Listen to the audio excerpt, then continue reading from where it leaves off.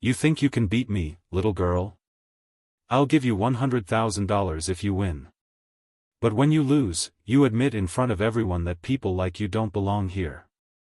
Marcus Blackwood's voice echoes through the Manhattan Chess Club's Grand Hall.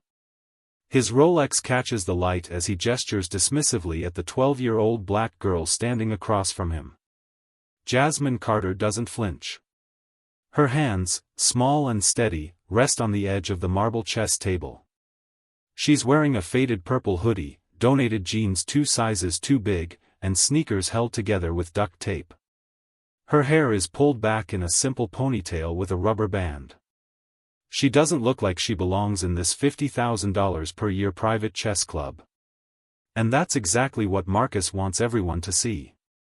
Sir, I accept your challenge. Jasmine's voice is quiet but clear. The room erupts. 60 people, Manhattan's wealthiest chess enthusiasts, turn to stare. Phones come out. Someone starts recording. This is going to be entertainment. Have you ever been told you don't belong somewhere just because of how you look? 3 hours earlier, Jasmine had been sitting in the New York Public Library, studying chess tactics on a worn paperback book. The pages were so old they crumbled at the edges. She'd found it in a donation bin outside her shelter. Yes, shelter. Jasmine and her mother, Patricia Carter, had been living at the Covenant House Youth Shelter for 8 months. Ever since Patricia lost her job as a hotel housekeeper when the pandemic hit. Ever since their apartment in the Bronx became unaffordable. Ever since everything fell apart. But Jasmine had one escape: chess. Her father, James Carter, had taught her before he died when she was 7. He'd been a postal worker who loved chess more than anything except his daughter. Baby girl, he'd say, sitting across from her at their tiny kitchen table, chess isn't about the pieces. It's about seeing what others can't see. It's about being 3 moves ahead when they're still thinking about the first move. James had died of a heart attack at 38. Couldn't afford the medication for his blood pressure. The same system that failed him was now judging his daughter for daring to exist in spaces she wasn't invited to. Jasmine had discovered the Manhattan Chess Club by accident. She'd been walking past the building on 57th Street, seen the ornate doors, peeked through the window. Inside, she'd watched people playing chess on beautiful marble boards, moving pieces that probably cost more than her mother's monthly income. She'd stood there for 20 minutes, watching, learning, memorizing their games. A security guard had noticed her. "Hey, kid. Move along. This isn't a public building."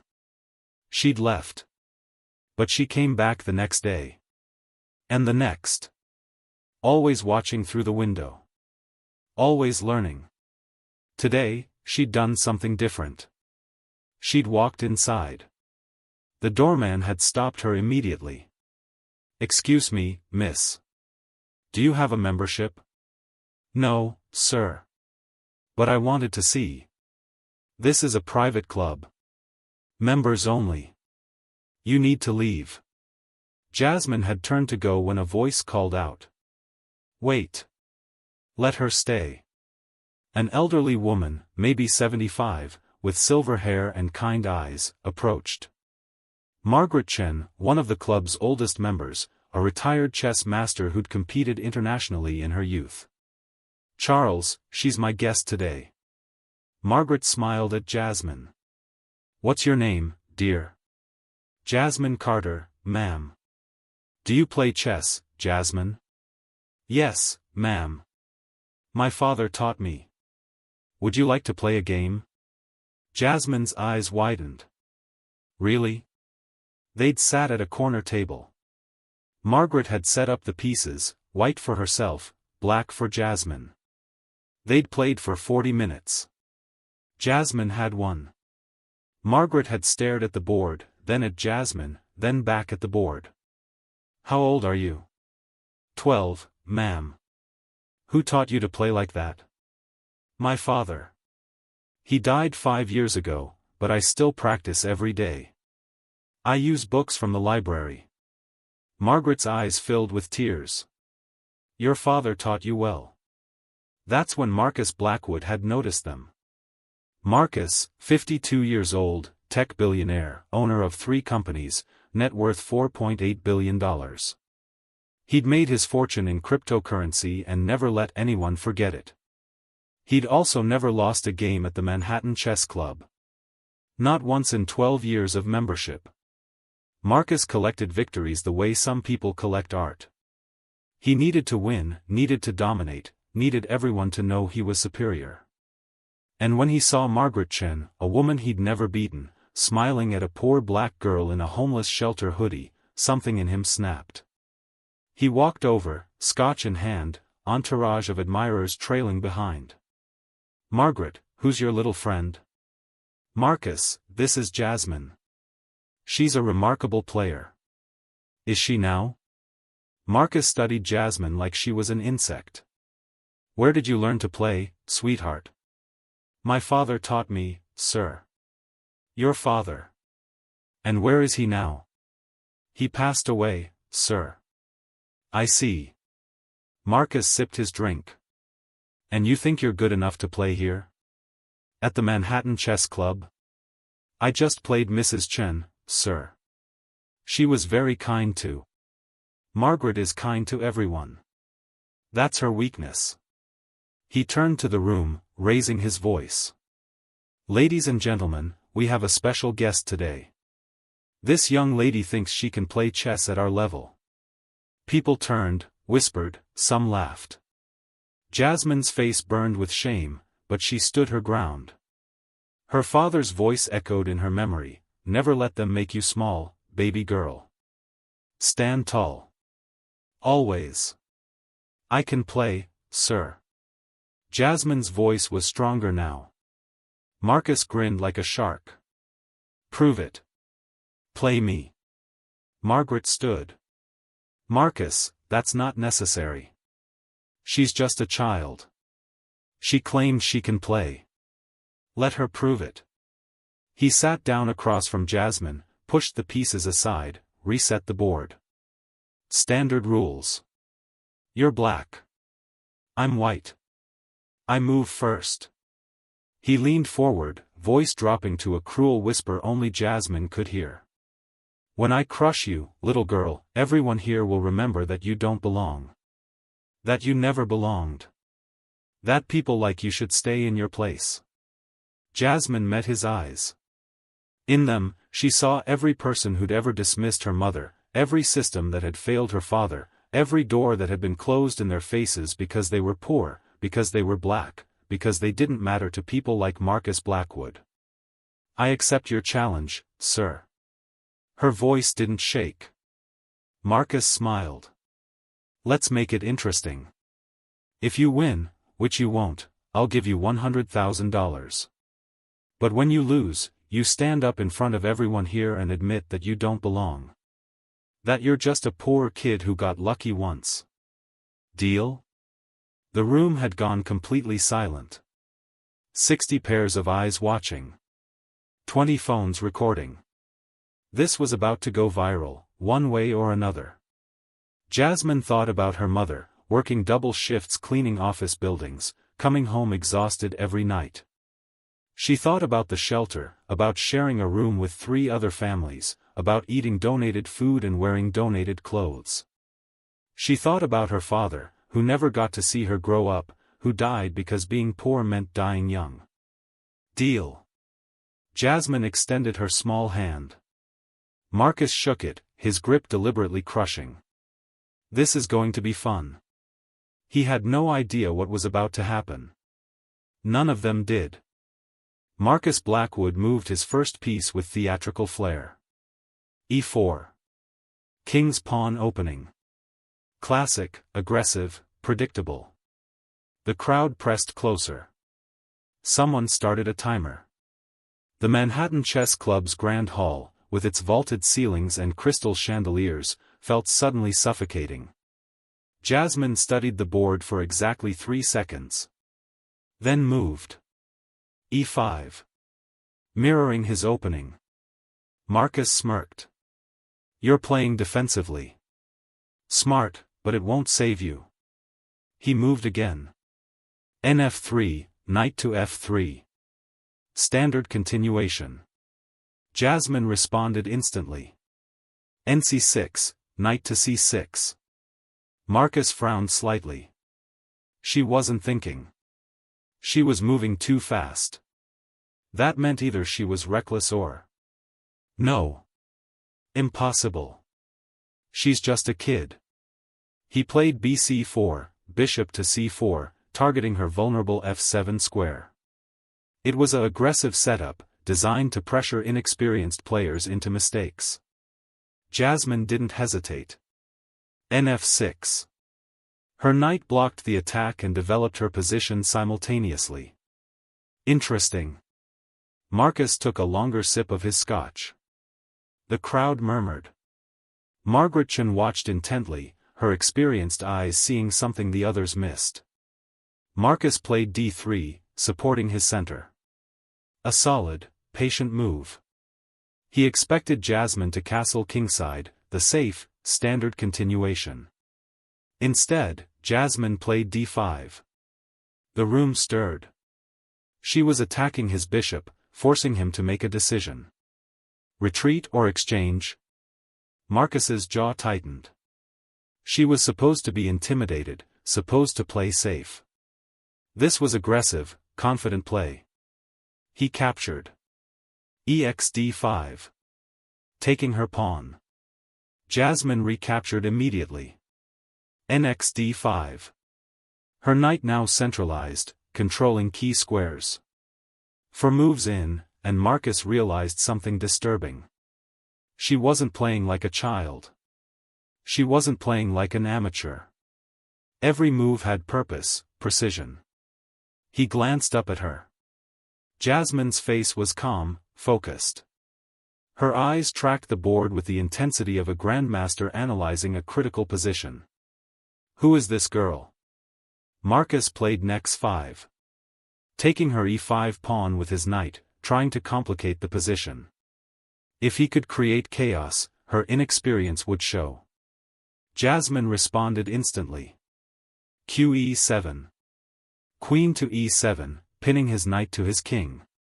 Marcus's stomach dropped. The pin was uncomfortable, forcing him to deal with it immediately. He played nf3, retreating his knight.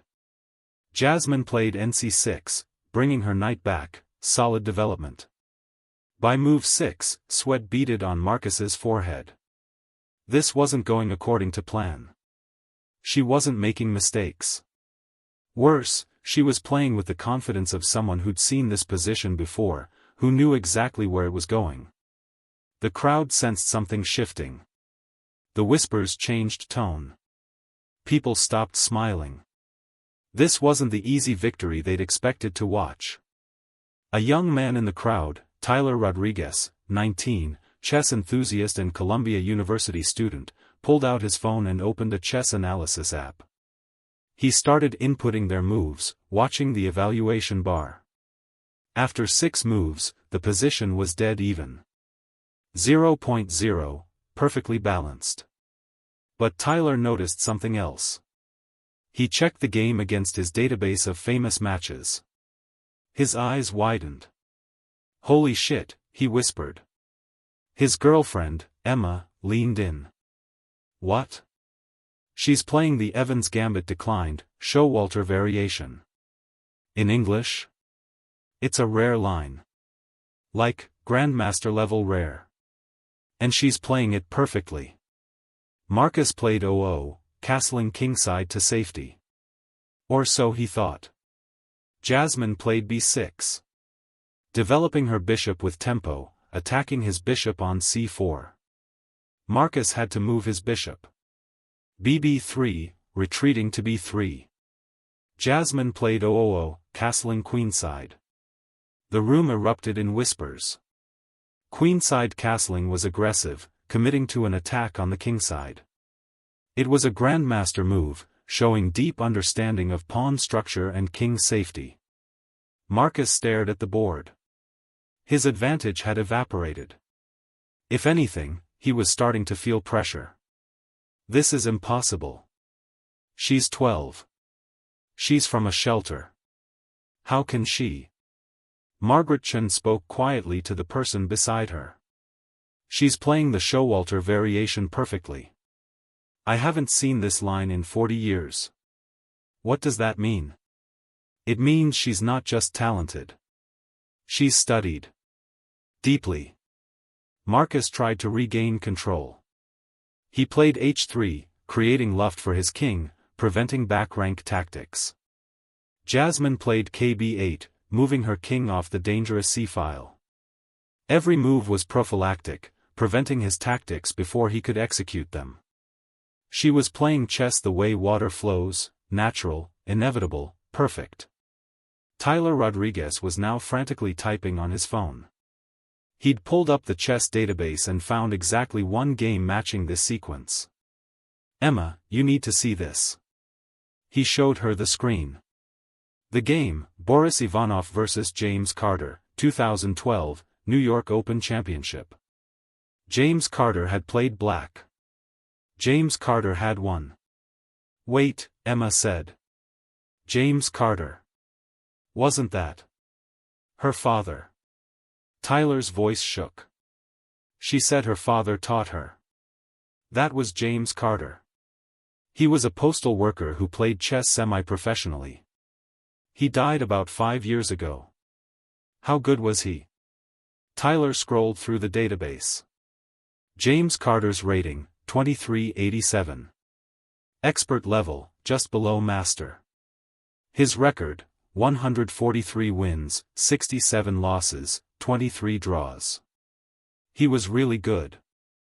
Not grandmaster, but way above amateur. Tyler looked at Jasmine with new understanding. She's not just playing chess. She's honoring her father. On the board, Marcus played nc3, developing his knight, trying to build pressure. Jasmine didn't even pause. nd4.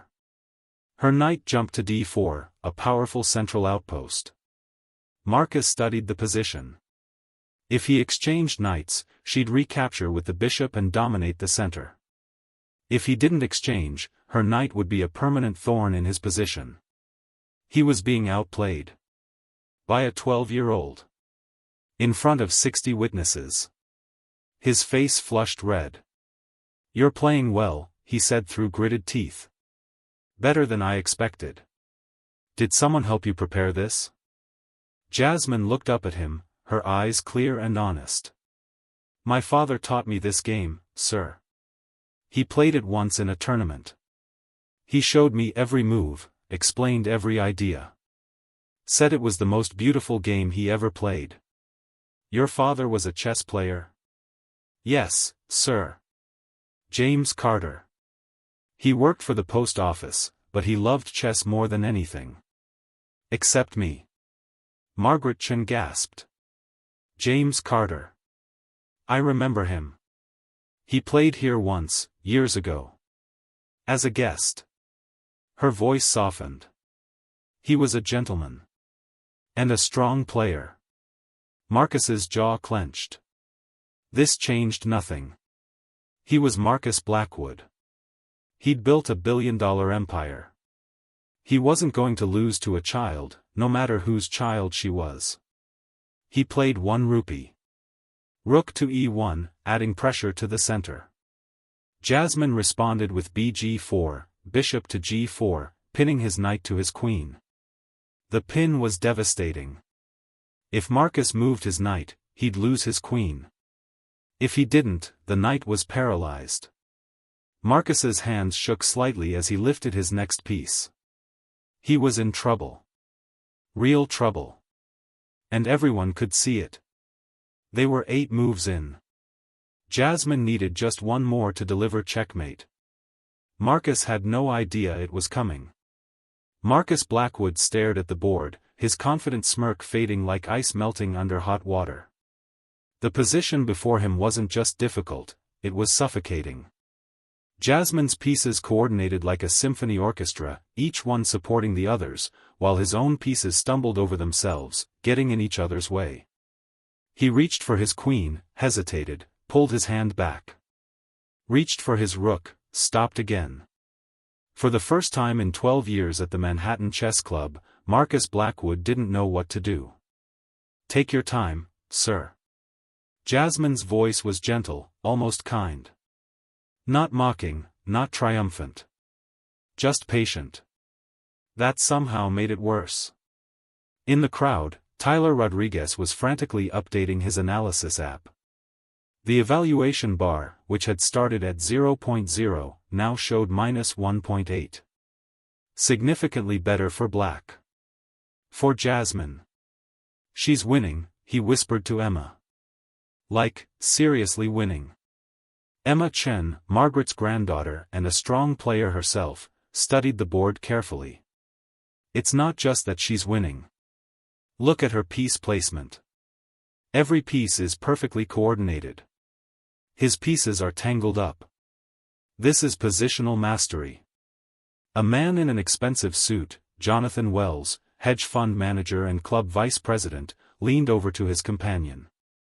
"This is embarrassing. Marcus is getting destroyed by a child." "Should we stop it?" his companion asked. "This isn't good for the club's reputation." "Stop it how?" He challenged her publicly. "If we intervene now, it looks worse."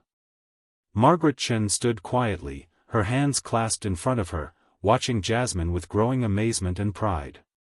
She'd been playing chess for 60 years, had competed against grandmasters, had taught hundreds of students. She'd never seen anyone Jasmine's age play with this level of understanding. Marcus finally moved.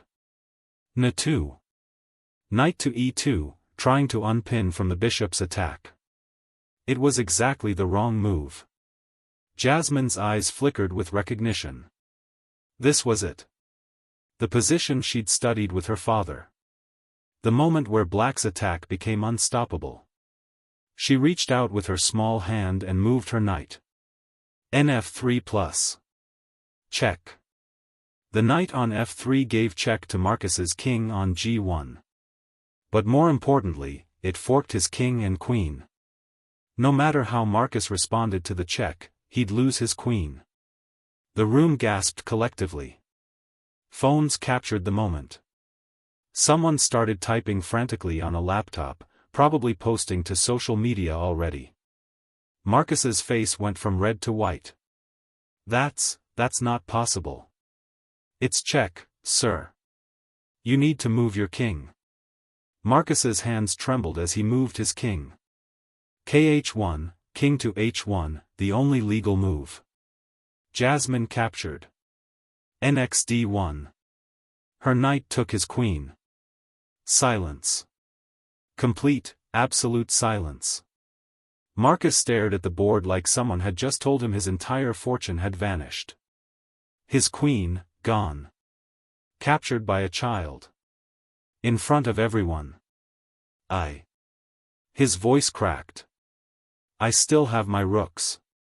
I can recover." But everyone who understood chess knew the truth. The game was over. A queen versus two minor pieces and a dominant position? Hopeless. Tyler's analysis app confirmed it. Evaluation, -7.2. Completely winning for Black. Marcus played Rxd1, rook takes knight on d1, recapturing. It was the only move that made any sense, but it didn't change anything. He was just delaying the inevitable. Jasmine played Rd8, rook to d8, pinning his rook to his king. Another pin. Another piece paralyzed. Marcus's jaw clenched so hard his teeth hurt. "You planned this. Someone told you what to play." Jasmine looked at him with those clear, honest eyes. "No, sir. My father showed me this game. We studied it together hundreds of times. He said, 'Baby girl, if you ever play this position, remember, the queen is just a piece. What matters is coordination and timing.'" He was right. A woman in the crowd, Dr. Sarah Mitchell, a psychiatrist and amateur chess player, spoke up. "Marcus, she's playing legitimate chess. Brilliant chess. Just accept it gracefully." "Shut up, Sarah. This is my game. Actually, Margaret Chen's voice cut through the tension like a knife, this stopped being your game about 5 moves ago. Now it's just a matter of whether you'll resign with dignity or force her to checkmate you. Marcus glared at Margaret, then at Jasmine, then at the board. His billion-dollar empire, his carefully constructed image as the undefeated champion of the Manhattan Chess Club, his ego, all of it crumbling because of a 12-year-old in a donated hoodie. He played Rf1, rook to f1, finally unpinning, trying desperately to create some counterplay. Jasmine played bd6, bishop to d6, pointing at his kingside, preparing the final assault. Tyler checked his database again. That's it. That's the setup. Next move is checkmate. What? Emma leaned in. Already? Watch. Marcus played kg1, king to g1, trying to centralize, trying to survive. Jasmine reached out and moved her bishop. bxh2 plus. Check. The bishop on h2 gave check to the king on g1. But this wasn't just any check. This was checkmate in one. Marcus had to take the bishop. No other legal move existed. kxh2, king takes bishop on h2. And then Jasmine delivered the final blow. rd1 plus. Checkmate. The rook on d1 gave check to the king on h2. The king couldn't move, every square was controlled or blocked. No piece could block. No piece could capture the rook. Checkmate. Game over. 9 moves. Exactly 9 moves. The room exploded. Not in applause, not yet. In shock. Pure, absolute shock. Marcus Blackwood sat frozen, staring at the board like he couldn't process what had just happened. His king, trapped on h2. Her rook, delivering checkmate. Impossible. This couldn't be real. That's checkmate. Tyler's voice shook. She just checkmated Marcus Blackwood in 9 moves. Emma stood up, started clapping. Slowly at first, then louder. Others joined. Margaret Chen clapped with tears streaming down her face. Dr. Mitchell clapped. Even Jonathan Wells, the vice president who'd wanted to stop the game, found himself applauding. Within seconds, 40 people were standing, clapping, some cheering. Jasmine Carter, 12 years old, homeless, wearing donated clothes and duct-taped shoes, had just accomplished something no one at the Manhattan Chess Club had ever done. She'd beaten Marcus Blackwood. And she'd done it in 9 perfect moves. Marcus sat motionless, his hands on the edge of the table, his face a mask of humiliation and rage and disbelief. "You cheated," he finally said, his voice barely a whisper. "You had to have cheated. No one plays like that. Not at your age. Not from your background." The applause stopped instantly. The room went cold. Jasmine stood up slowly. Her voice, when she spoke, was quiet but carried to every corner of the hall. "Sir, I didn't cheat. I played chess. The way my father taught me. The way he showed me that beauty and intelligence and skill don't depend on money or status or skin color. They depend on practice and dedication and love for the game."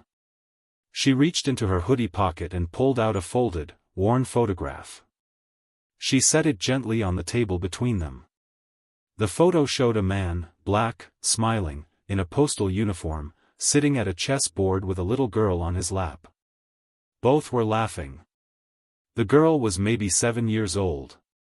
"That's my father. James Carter. He taught me everything. And before he died, he told me, 'Baby girl, people will underestimate you. They'll look at you and see what they want to see, too young, too poor, too different. But when you sit down at that board, none of that matters. The pieces don't care. The board doesn't care. Only the moves matter. And if your moves are true, if your heart is pure, you'll always find a way to win.'" Jasmine picked up the photo, held it to her chest. I didn't play to humiliate you, sir. I played to honor him. I played because chess is the only thing I have left of my father. And I played because you challenged me, and I don't back down from challenges. She turned to leave, but Margaret Chen stopped her. Wait, dear. The bet. Jasmine shook her head. I don't want his money, Mrs. Chen. But he offered $100,000. You won. I know. But I didn't play for money. I played because. Her voice caught. I played because my father loved this game. And I love it too. That's enough. Marcus finally found his voice. Take the money. I lost. I pay my debts. Keep your money, sir. Donate it to the Covenant House Youth Shelter. There are kids there who need it more than I do. With that, Jasmine Carter walked toward the door. The crowd parted for her like water, everyone staring in awe and respect. She was almost to the exit when Tyler Rodriguez called out. Wait. What's your rating? Have you played in tournaments? Jasmine turned back, confused. Rating? No, I've never played in a tournament. I can't afford the entry fees. The room went completely silent. She'd just played at near master level. And she'd never competed officially. Never been rated. Never had formal training beyond what her father taught her. Jesus Christ, someone whispered. She's a natural. Margaret Chen walked to Jasmine, put gentle hands on her shoulders. My dear, would you come back tomorrow? I'd like to talk to you about something important. I don't think Mr. Blackwood would want me here. Mr. Blackwood doesn't own this club. And after tonight, I don't think anyone here would dare turn you away. Marcus remained at the table, staring at the board, at the position that had destroyed him. 9 moves. 9 perfect moves. Played by a child he'd tried to humiliate. He'd lost more than a chess game tonight. He'd lost something deeper. And everyone had seen it. By 9 p.m. that night, the video had 47,000 views. By midnight, 830,000. By 6 a.m. the next morning, 4.2 million people had watched a 12-year-old homeless girl checkmate a billionaire in 9 moves. The video, shot on Tyler Rodriguez's phone, captured everything. Marcus's arrogant challenge. His cruel terms. His confident first moves. And then, slowly, the realization creeping across his face that he was losing. The final moments were devastating. Jasmine's small hand moving the rook to d1. The quiet announcement, checkmate, sir. Marcus frozen in disbelief. The crowd erupting in applause. But what made the video truly viral was what came after. Jasmine's speech about her father. The photo. Her refusal of the $100,000. Her quiet dignity walking out. Comments flooded in. This is the most beautiful thing I've seen all year. The way she honored her father. I'm crying. Marcus Blackwood got what he deserved. You don't mock children and expect no consequences. Someone find this girl and give her a chess scholarship. She's a prodigy. The fact that she's never even played in a tournament. How? By morning, major news outlets picked up the story. CNN, BBC, ESPN, The New York Times, Washington Post, all running headlines. 12-year-old homeless girl defeats billionaire in chess. Checkmate for arrogance, Marcus Blackwood humiliated by child prodigy. James Carter's daughter honors father with perfect chess game. From shelter to champion, Jasmine Carter's viral victory. Jasmine woke up in her shelter bed to her mother shaking her shoulder. Baby, you need to see this. Patricia Carter, 36 years old, exhausted from working a double shift cleaning office buildings, held up her phone with shaking hands. Mama, what's wrong? You're everywhere. Every news site. Every social media platform. Baby, the whole world is talking about you. Jasmine sat up, confused, and looked at the phone.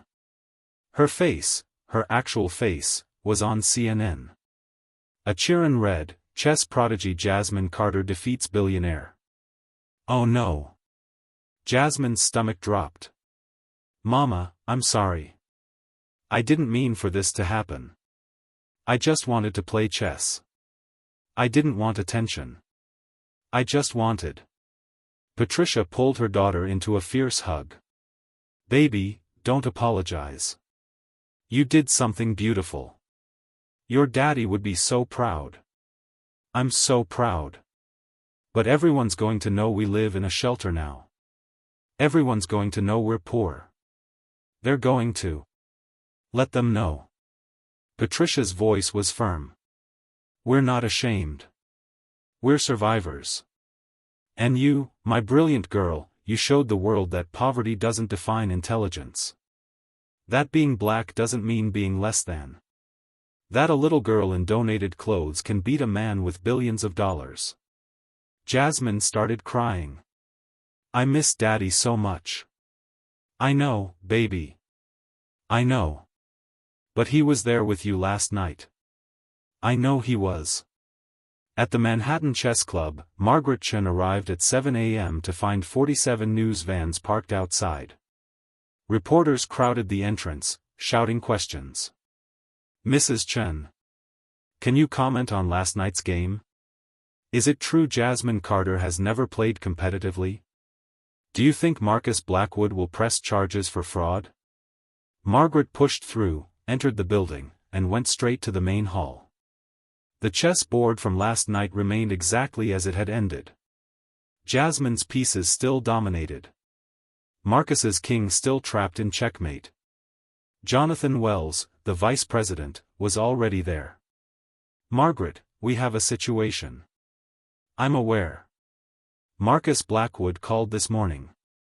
He's threatening to pull his membership. Claims the club set him up, that we conspired with the girl to humiliate him. Margaret's eyes went cold. Did he also mention that he challenged a 12-year-old child to a chess game with humiliating terms? That he mocked her poverty and race in front of 60 witnesses? He says he was provoked. By what? A child's existence? Jonathan sighed. Look, Marcus donates $200,000 annually to this club. His membership is valuable. I'm just saying we need to handle this delicately. No. Margaret's voice was steel. We need to handle this honestly. Marcus Blackwood acted like a bully and got beaten fair and square. If he can't handle that with grace, perhaps his membership isn't as valuable as we thought. Margaret. Furthermore, I'm proposing we offer Jasmine Carter a full junior membership. Free of charge. And I'm personally offering to coach her.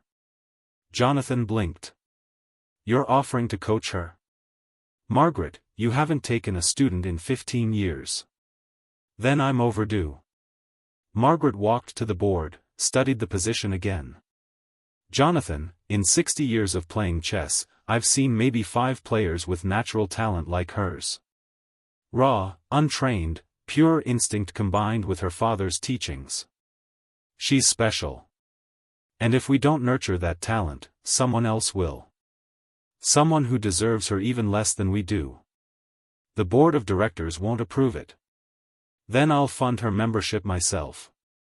And her tournament fees. And her equipment. Whatever she needs. Jonathan studied Margaret for a long moment. You really think she's that good? I think she could be a grandmaster within 5 years. With proper training and support. Yes, I think she's that good. Meanwhile, across town in his penthouse apartment, Marcus Blackwood was having the worst morning of his life. His phone rang continuously. His PR team was in crisis mode. Social media had turned him into a villain. His Twitter mentions were brutal. Imagine being so insecure you have to challenge a child to feel powerful. Marcus Blackwood, billionaire, tech genius, sore loser. How does it feel to get destroyed by a 12-year-old, Marcus? The way he assumed she was cheating because she's black, disgusting. His company's stock had dropped 3% overnight. Board members were calling emergency meetings. Investors were concerned about his judgment. All because of a chess game. All because of one small girl who played 9 perfect moves. Marcus sat in his study, a glass of expensive whiskey in his hand at 8 a.m., staring at his phone. The video had been viewed 5.3 million times now. And every view was another person seeing him lose. Seeing him humiliated. His assistant knocked. "Sir, you have 37 interview requests. ABC wants you for Good Morning America. NBC is offering an exclusive. Your PR team recommends accepting and controlling the narrative. Get out." "Sir. I said get out." The assistant fled. Marcus threw his glass against the wall. It shattered, whiskey staining his $3,000 wallpaper. He pulled up the video again. Forced himself to watch it. Studied Jasmine's face as she made each move. There was no malice there. No cruelty. Just focus. Love for the game. Respect for chess itself. She'd beaten him because she was better. It was that simple. That devastating. His phone rang. He considered ignoring it, then saw the caller ID. His mother. He answered. Marcus Anthony Blackwood. Her voice was ice. "I just watched a video of you bullying a child. Explain yourself." "Mom, it wasn't. Don't you dare lie to me. I raised you better than this. That little girl beat you fairly, and you treated her like garbage before the game even started. Because of her skin color. Because of her poverty. As if those things determine worth. I didn't. Your father would be ashamed. I'm ashamed. You've become exactly what we tried to prevent, someone who uses wealth as a weapon against those who have less." Marcus's throat tightened. "What do I do?" "You apologize. Publicly. Genuinely. And then you do better." After hanging up, Marcus sat in silence for 20 minutes. Then he called his PR team. "Schedule a press conference. Today. I'm going to make a statement." At the shelter, Jasmine's phone, a donated flip phone that barely worked, started ringing. It was Margaret Chen. "Jasmine, dear. How are you this morning?" "I'm okay, Mrs. Chen. I'm sorry about all the attention. I didn't mean to cause problems for the club." "Nonsense. You caused problems for one arrogant man, and he deserved it. Now listen carefully. I'd like to offer you something. Would you be interested in becoming my student?" Jasmine's breath caught. "Your student?" "Yes. I'll coach you. Personally. We'll work on tournament preparation, openings, endgames, tactics. Everything you need to compete at the highest levels." "Mrs. Chen, I can't afford."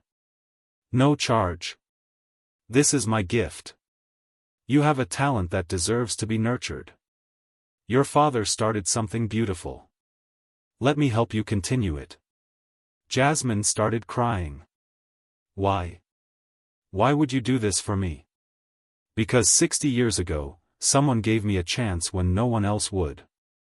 A young Chinese immigrant girl who barely spoke English, playing chess at a time when women weren't welcome in the game. Someone saw my potential and invested in it. Now it's my turn to pay it forward. I don't know what to say. Say yes. Say you'll come to the club tomorrow at 4 p.m. for your first lesson. Say you'll let me help you honor your father's memory by becoming the player he knew you could be." Jasmine wiped her tears. "Yes. Yes, Mrs. Chen. Thank you.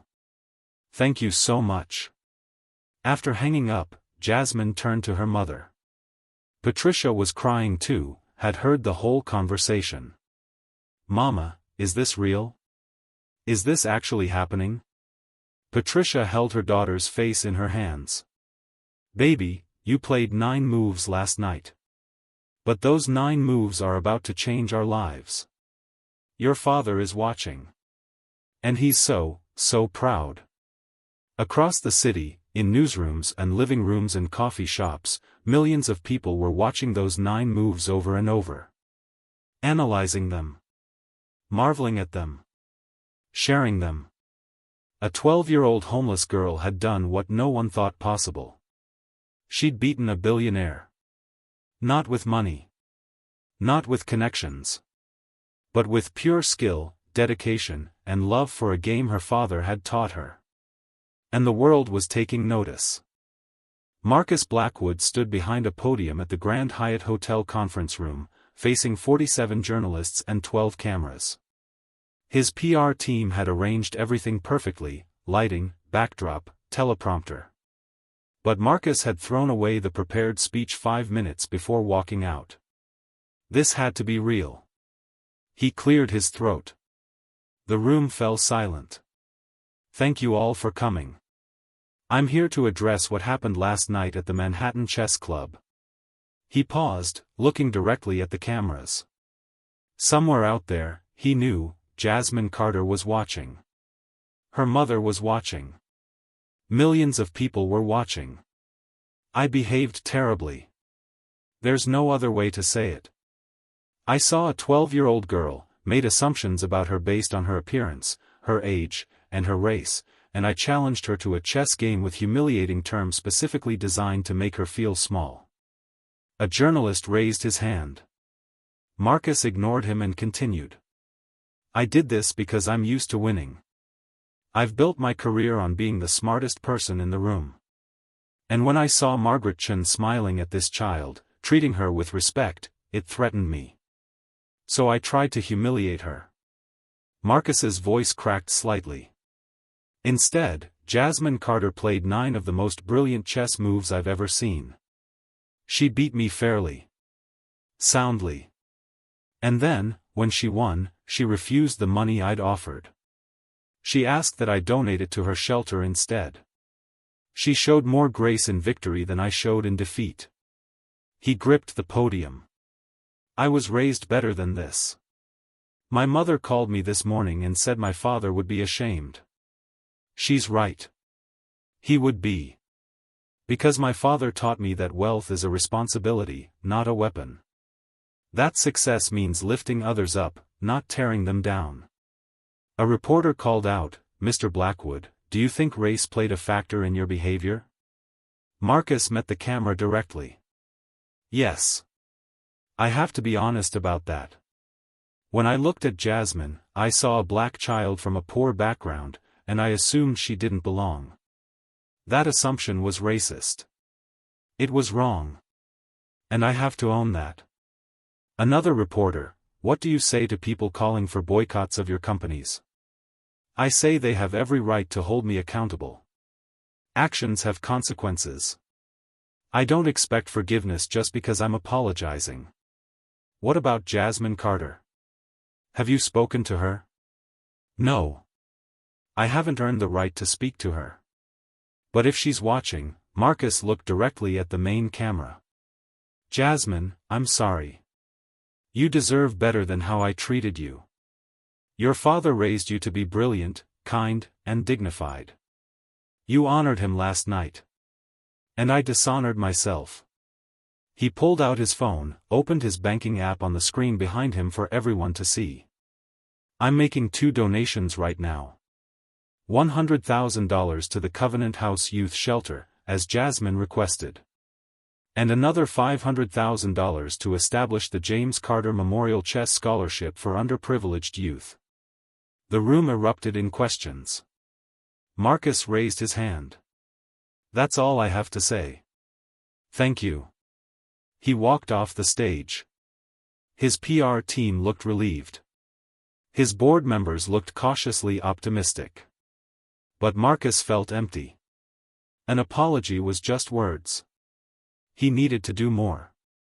At the shelter, Jasmine and Patricia watched the press conference on the common room TV with 30 other residents. When Marcus finished, the room was silent.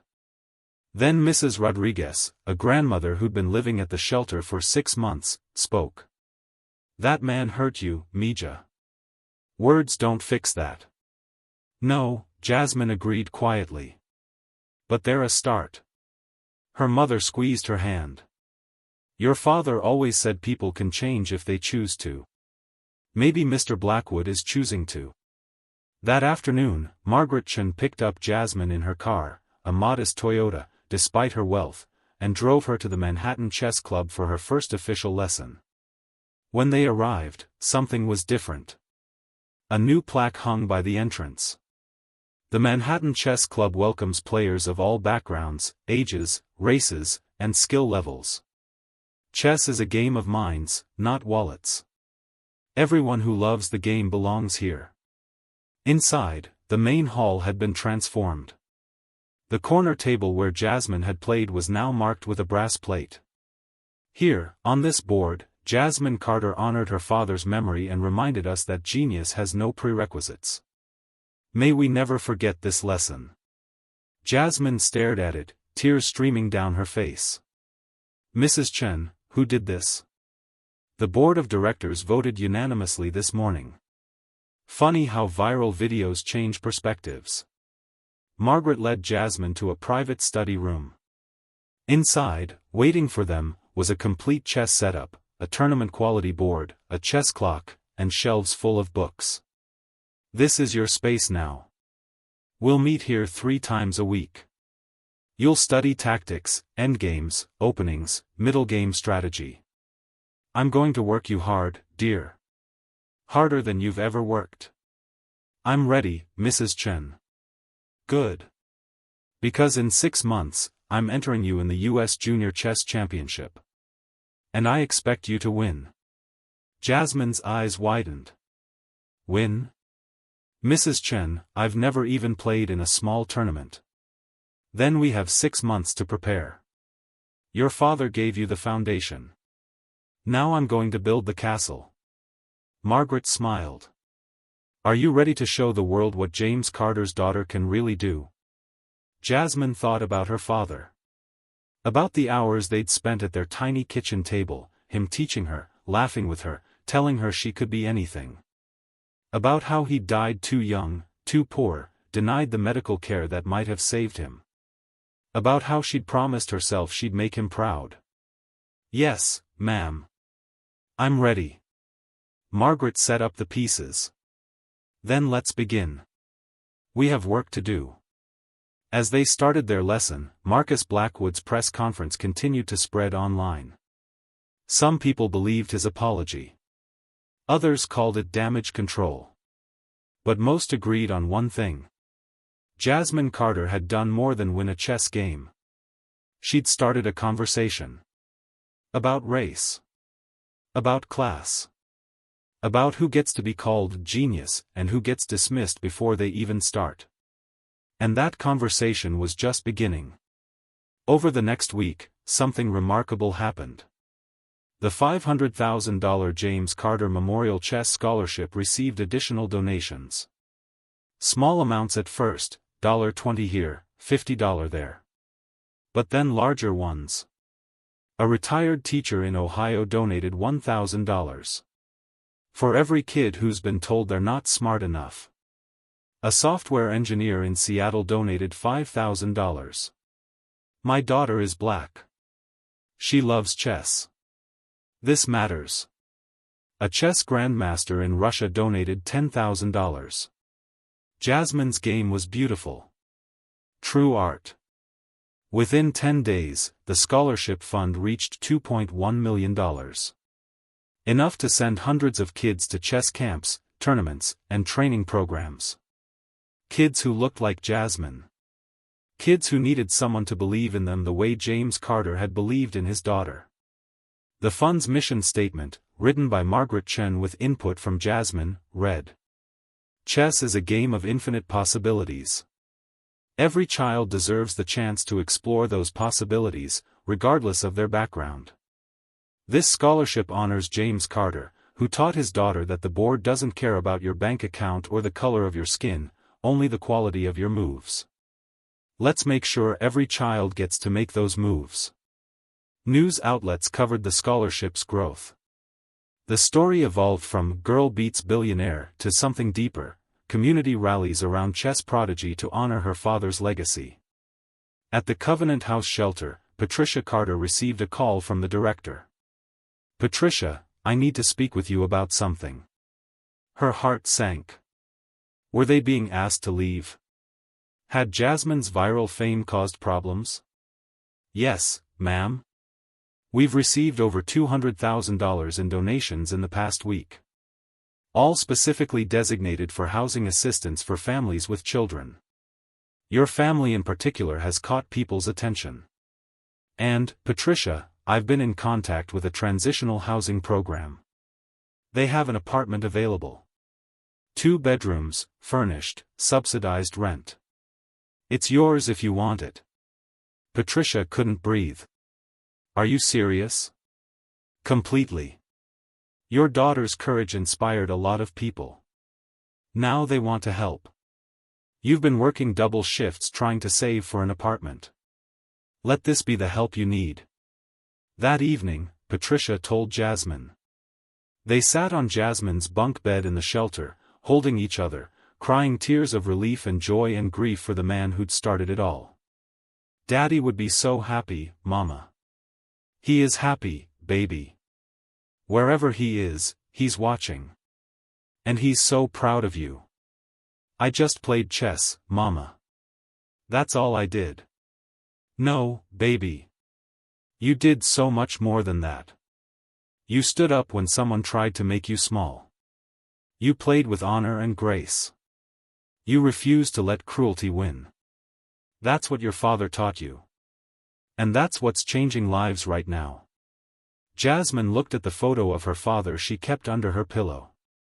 "I love you, Daddy. I hope I made you proud." She had. More than she could possibly know. The next 6 months transformed Jasmine's life in ways she never imagined possible.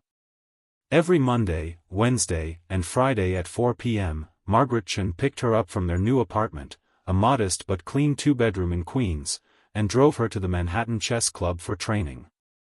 The first week, Margaret assessed Jasmine's current level. They played 10 games.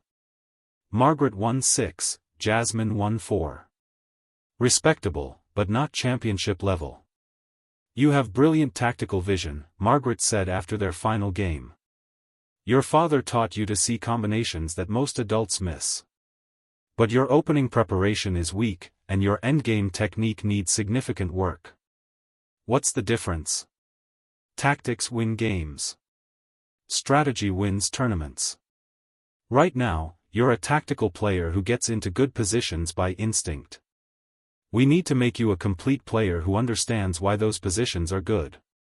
They started with openings. Margaret taught her the Sicilian defense, the King's Indian, the Queen's Gambit. Not just the moves, but the ideas behind them. Why certain pawn structures favor certain pieces.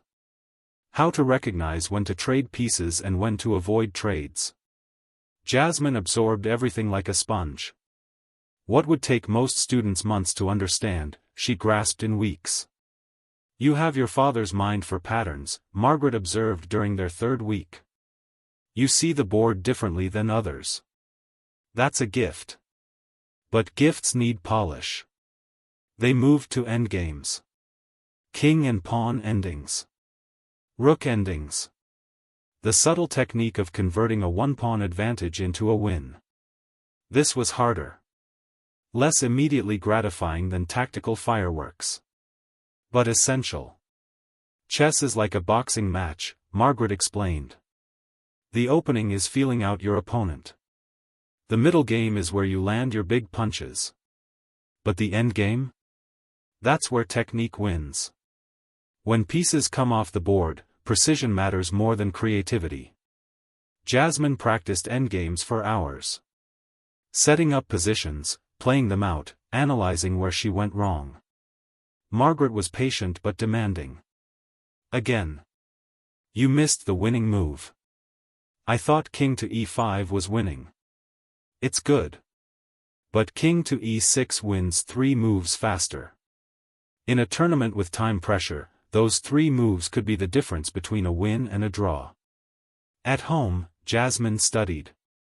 Her mother worked during the day now, a steady job as a hotel housekeeper with benefits and reasonable hours, thanks to connections Margaret had helped establish. This meant Jasmine had quiet time to focus. She read chess books Margaret lent her.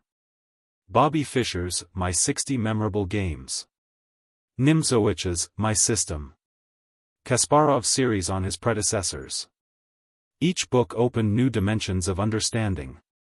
But she also kept her father's old paperback, the one with crumbling pages she'd found at the shelter. She read it sometimes just to remember where she came from. To remember why this mattered. Week 8, Margaret entered her in her first tournament. A small event, the Queen's Chess Club Saturday Tournament. Unrated section. 6 rounds. Jasmine was terrified. Mrs. Chen, what if I lose? Then you lose. And you learn. That's how improvement happens. She won all 6 games. Her opponents were friendly, encouraging even.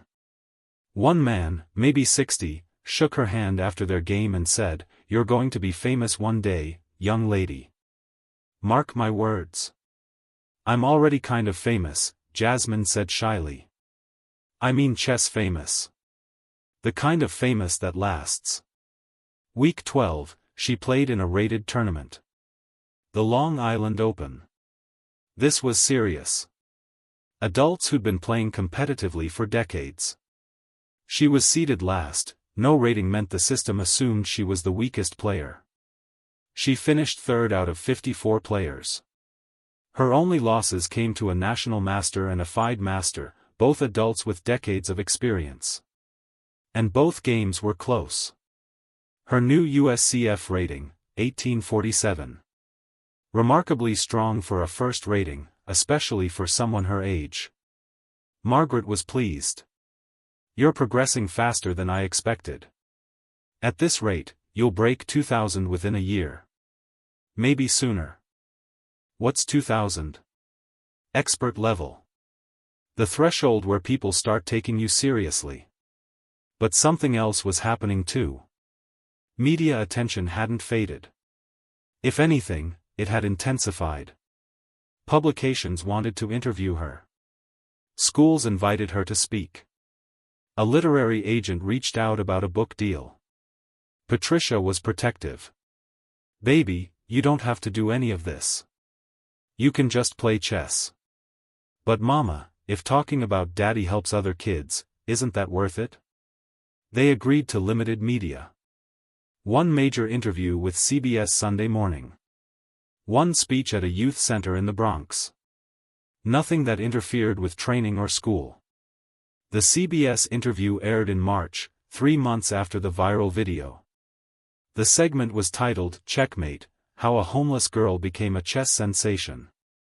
The interviewer, Jane Pauley, was gentle but probing. "Jasmine, when Marcus Blackwood challenged you that night, were you scared?" "Yes, ma'am. But my father taught me that being scared doesn't mean you're not brave. It just means what you're doing matters." "What would your father say if he could see you now?" Jasmine's eyes filled with tears. "He'd say, 'Baby girl, you're doing it. You're showing the world what I always knew, that you're brilliant and strong and capable of anything.' And then he'd probably tell me to work on my endgames more." She smiled through her tears. The interview ended with footage of Jasmine at the Manhattan Chess Club, studying with Margaret. The final shot showed her analyzing a position, her face focused and determined, looking exactly like a young champion in training. Viewership, 8.2 million people. The next day, Jasmine's phone, now a proper smartphone, donated by a tech company that had been moved by her story, exploded with messages. Encouragement. Support. And a few that made her uncomfortable. people treating her like a celebrity when she just wanted to be a chess player. Margaret noticed during their next session. The attention is bothering you. It's just. I didn't ask for any of this. I just wanted to play chess. I know. But you've become a symbol, whether you wanted to or not. For young girls. For black children. For poor kids who've been told they don't belong in intellectual spaces. You can't control that. But you can decide how to handle it. How do I do that? By staying true to why you started. You play chess because you love it. Because it connects you to your father. Don't let fame change that. Let fame be a tool you use to honor him, not a burden that weighs you down. Jasmine nodded slowly. I can do that. I know you can. Now, let's get back to work. Your calculation in complex middle games still needs improvement.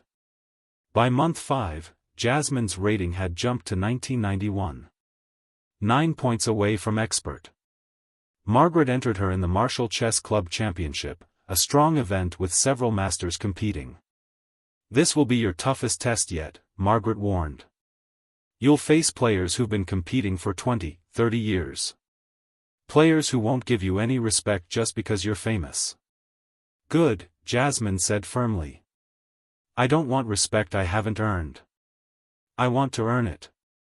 The tournament was brutal. 9 rounds over 3 days. Jasmine lost in round 2 to an international master who crushed her in 23 moves. She was devastated. Margaret found her crying in the bathroom during the lunch break. Talk to me. He made it look so easy. Like I was a beginner. Like everything we've worked on didn't matter. Do you know how good an international master is? That's top 1% of all chess players worldwide. And you held your ground for 23 moves. You only lost because he found one brilliant tactical shot you didn't see. That's not failure. That's learning. It felt like failure. Then use that feeling. Remember it. Let it drive you to work harder, see deeper, calculate better. But don't let it convince you that you don't belong. Because you do belong. You've earned your place here. Jasmine wiped her tears, nodded, and went back to the tournament hall. She won her next 4 games. Lost round 7 to a national master, but the game lasted 67 moves and she nearly drew. Won rounds 8 and 9. Final score, 6.5 out of 9. Final rating, 2043. Expert level. At 12 years old, after just 5 months of formal training, Jasmine Carter had reached expert level. The same level her father had achieved after 20 years of playing. When the final standings were posted, several players came over to congratulate her. The international master who'd beaten her in round 2 shook her hand. You're going to be a problem in a few years, he said with a smile. I'm glad I beat you now, because once you fill in the gaps in your game, you're going to be very difficult to handle. That night, Jasmine and her mother celebrated with cheap pizza in their apartment. Margaret had offered to take them somewhere nice, but Jasmine wanted to keep it simple. Just her and her mom, like old times. Mama, I'm an expert. You've always been an expert, baby. Now the Chess Federation agrees. Jasmine laughed. Then sobered. I wish Daddy could see this. Patricia pulled out her phone, opened a folder of old photos. Pictures of James at chess tournaments. Pictures of him teaching young Jasmine at their kitchen table. Pictures of all 3 of them together, happy, before everything fell apart. He sees it, baby. Wherever he is. He sees it, and he's so proud. 1 month later, Margaret made the announcement. It's time. I'm entering you in the U.S. Junior Championship. You're ready. The championship was in 3 months. Top young players from across the country. Many of them had been training since age 5, had traveled internationally, had resources Jasmine couldn't imagine. But she had something they didn't. She had her father's legacy. She had Margaret's training. And she had the fire that comes from being underestimated your entire life and proving everyone wrong. The real test was about to begin. The U.S. Junior Chess Championship was held in St. Louis at the Chess Club and Scholastic Center, the most prestigious chess venue in America. Jasmine walked into the building and felt like she'd entered a cathedral dedicated to the game she loved. Marble floors. Walls lined with photos of chess legends. Display cases showing historic sets. And everywhere, kids her age and older, all looking confident, experienced, entitled to be there. Jasmine, still in her donated clothes, though nicer ones now, Margaret had taken her shopping, felt the old familiar feeling. You don't belong here. Margaret squeezed her shoulder. Remember what your father taught you. The board doesn't care where you're from. The tournament was 9 rounds over 10 days. Each player would face 9 opponents in classical time controls, 90 minutes per side plus increments. Real chess.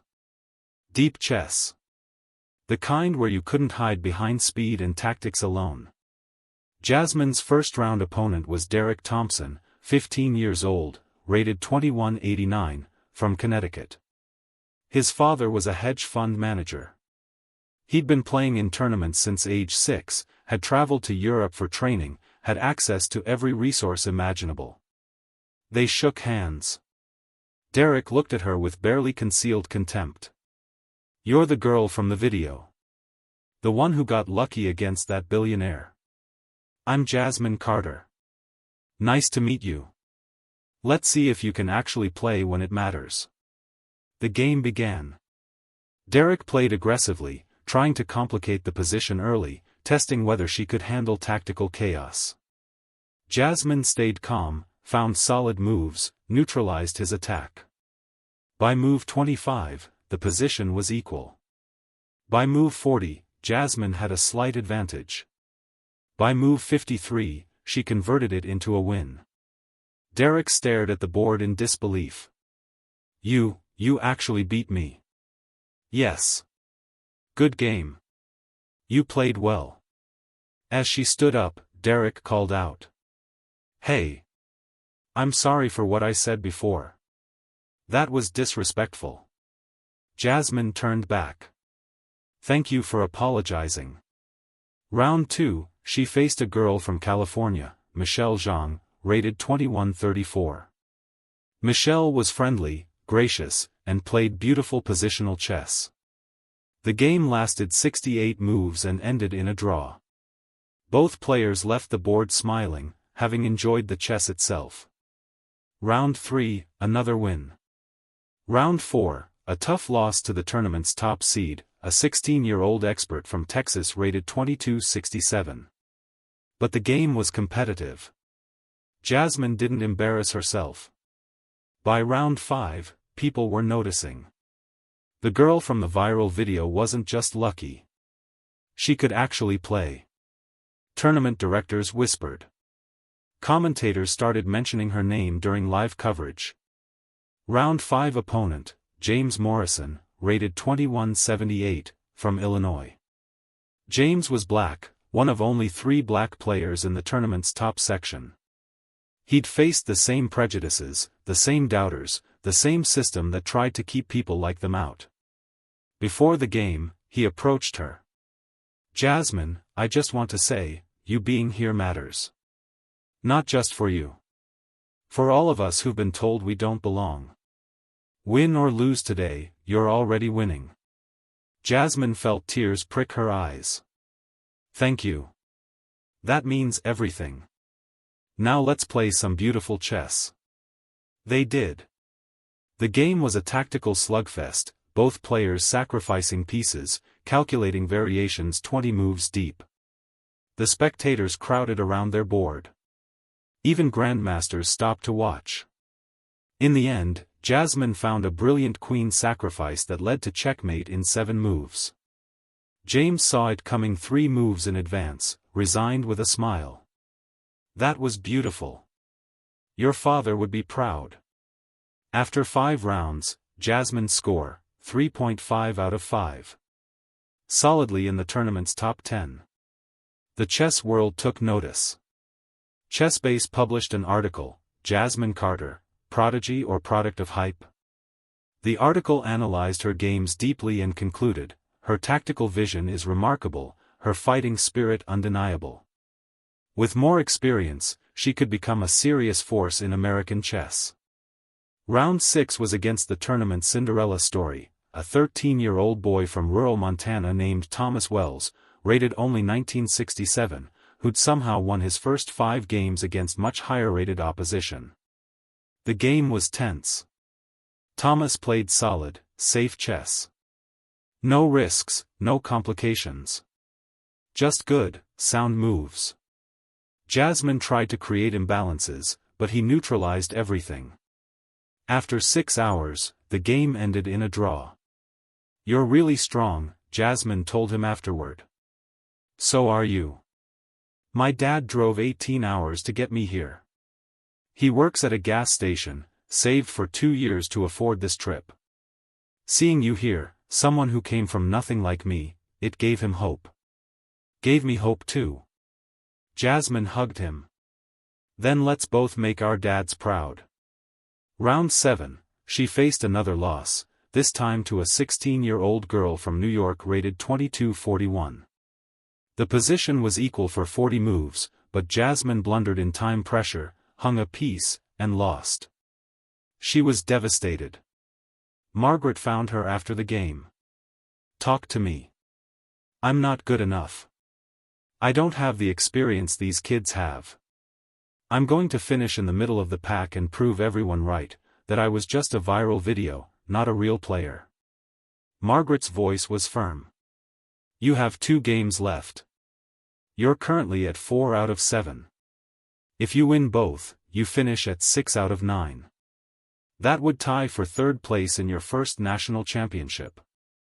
Is that failure?" Jasmine wiped her tears. "No ma'am." "Then stop feeling sorry for yourself and prepare for round 8. Round 8 opponent, Sarah Martinez, rated 21-98, from Arizona. Sarah was technically strong but played mechanically, without creativity. Jasmine recognized this after 10 moves and adjusted her strategy, create an unbalanced position where calculation mattered more than memorized patterns. It worked. Jasmine won in 41 moves with a nice tactical sequence. Now she had 5 out of 8. 1 game left. The final round would determine how she'd be remembered. Her opponent, Christopher Blake, rated 22-23, from Florida. Christopher was the tournament's 5th seed, an experienced player who'd competed internationally. He needed a win to secure 2nd place overall. The crowd was huge for the final round. Everyone wanted to see if the viral sensation could finish strong or if she'd crumble under pressure. The game began with a King's Indian defense, one of the sharpest openings in chess. Christopher played for complications, knowing that Jasmine's relative lack of experience might betray her in unclear positions. But Jasmine thrived in complications. That's where her tactical gifts shined. The position became incredibly complex, both players sacrificing material, both calculating madly, both hunting for the opponent's king. By move 30, the position was objectively equal but practically incredibly difficult. Spectators couldn't predict who would win. The live commentary feed had 50,000 viewers watching. Move 37, Christopher played what looked like a strong move, attacking Jasmine's queen. She had to move it. But where? Jasmine calculated. If she moved her queen to safety, he'd consolidate and slowly grind her down with his extra experience. She needed something forcing, something that changed the game's character. And then she saw it. A queen sacrifice. Completely crazy. Giving up her most powerful piece for just 2 minor pieces and an attack. If it worked, checkmate in 10 moves. If it failed, she'd lose horribly on national live stream. She thought about her father. About what he'd taught her. "Baby girl, when you see a sacrifice that makes your heart race, when you see a combination that looks too beautiful to be true, calculate it one more time. And if it still works, play it with confidence. The board rewards courage. Jasmine took a deep breath, picked up her queen, and sacrificed it. The room gasped. Christopher's eyes widened. Margaret stood up, hand over her mouth. Christopher took the queen. He had to. But now Jasmine's attack rolled forward like a tsunami. Her bishops coordinated. Her knight found perfect outposts. Her rooks doubled on the open file. Christopher's king ran. But there was nowhere to hide. 10 moves later, exactly as Jasmine had calculated, checkmate. The room exploded in applause. Players from other boards abandoned their games to see what happened. Christopher sat stunned, then slowly extended his hand. That was brilliant. I didn't see it coming at all. Jasmine shook his hand, trembling. Thank you. You played really well. I just got lucky with the tactics. That wasn't luck. That was genius. Final score, 6 out of 9. Final standing, tied for third place out of 63 players. At 12 years old, in her first national championship, playing against kids with years more experience and resources, Jasmine Carter had tied for third. The award ceremony was emotional. When they called her name for third place, the entire hall stood and applauded. Margaret Chen cried openly. Patricia Carter, who'd driven 8 hours from New York to watch the final rounds, screamed with pride. But the most important moment came after.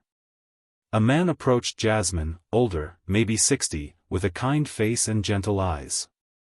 Jasmine, I'm International Master Robert Taylor. I've been watching your games. You have extraordinary talent. Thank you, sir. I'd like to offer you something. I run a chess academy in New York. We train serious students who want to reach master level and beyond. I'd like to offer you a full scholarship. Room, board, training, everything. If you're interested. Jasmine looked at Margaret, who nodded encouragingly. Then at her mother, who smiled through tears. Sir, I'm very interested. But I have 2 conditions. Robert smiled. Name them. First, I stay living with my mother. I'm not leaving her. Agreed. We can arrange training around your schedule. Second, any other scholarships you offer, you consider kids like me. Poor kids. Kids from shelters. Kids who don't look like they belong but who love chess just as much as anyone. Robert extended his hand. You have my word. In fact, let's make it official. We'll create the James Carter Scholarship at our academy. Full ride for one underprivileged student every year. How does that sound? Jasmine shook his hand, tears streaming down her face. My father would love that. That evening, Jasmine sat in their hotel room with her mother and Margaret. They'd ordered pizza, cheap soda, nothing fancy. Just celebrating together. Baby, I'm so proud of you, Patricia said. Not because you got third place. Because of who you are. How you carry yourself. How you honor your father every single day. Margaret added, you've come so far in 6 months. Expert rating. Third place nationally. Scholarship offers. But you know what impresses me most? You've stayed humble. Kind. You haven't let fame or success change your heart. Jasmine looked at both of them, the 2 women who'd believed in her, supported her, loved her. I couldn't have done any of this alone. You both gave me chances I didn't deserve. You deserved every chance, Margaret said firmly. You just needed someone to see it. Jasmine pulled out her father's photo, the worn one she carried everywhere. Daddy, I hope I made you proud. I hope you're watching. I hope you know that everything I do for you. She didn't hear a response. But somehow, she felt one. In the warmth of her mother's hug. In Margaret's proud smile. In the certainty that love transcends death, that lessons pass from parent to child, that a father's legacy lives on through the daughter he believed in. 9 moves had changed her life that night at the Manhattan Chess Club. But it was what came after, the work, the dedication, the refusal to quit, that defined who she was becoming. The journey was just beginning. 8 months after the viral video, Marcus Blackwood requested a meeting with Jasmine through Margaret Chen. Margaret was immediately suspicious. "Jasmine, you don't have to do this. He humiliated you. You owe him nothing." But he apologized publicly. He started the scholarship fund. Maybe he's changed. Patricia was protective. "Baby, people like that don't just change. They rebrand. They find new ways to feel superior." But Jasmine was curious. What if he really is different? What if seeing me win, seeing the reaction, actually taught him something? Don't I owe it to myself to find out? They agreed to meet at the Manhattan Chess Club, neutral ground, with Margaret present. Marcus arrived exactly on time, dressed casually, jeans and a sweater, no expensive suit. He looked older somehow, tired. "Jasmine, thank you for agreeing to see me. Mrs. Chen, Ms. Carter, thank you for allowing this." They sat at a table in the same room where everything had started. The brass plaque commemorating Jasmine's victory was visible on the wall behind them. Marcus took a breath. "I've been in therapy since that night. Twice a week. Working on understanding why I behaved the way I did, why I felt the need to humiliate a child to feel powerful." He looked directly at Jasmine.